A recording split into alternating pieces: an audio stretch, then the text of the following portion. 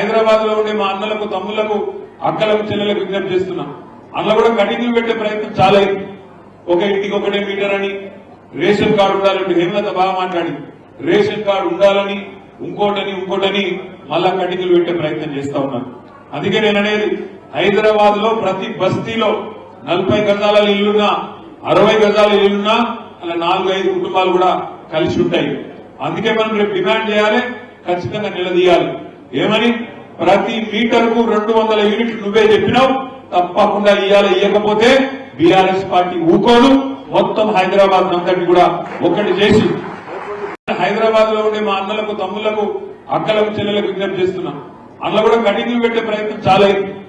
ఒక ఇంటికి ఒకటే మీటర్ అని, రేషన్ కార్డు ఉండాలని హేమలత బాగా మాట్లాడి, రేషన్ కార్డు ఉండాలని ఇంకోటని మళ్ళా కటింగ్లు పెట్టే ప్రయత్నం చేస్తా ఉన్నారు.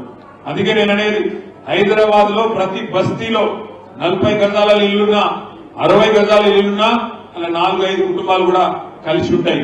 అందుకే మనం రేపు డిమాండ్ చేయాలి, ఖచ్చితంగా నిలదీయాలి. ఏమని? ప్రతి మీటర్ కు 200 యూనిట్లు నువ్వే చెప్పినావు, తప్పకుండా ఇయ్యకపోతే బీఆర్ఎస్ పార్టీ ఊకోదు. మొత్తం హైదరాబాద్ అంతటి కూడా ఒకటి చేసి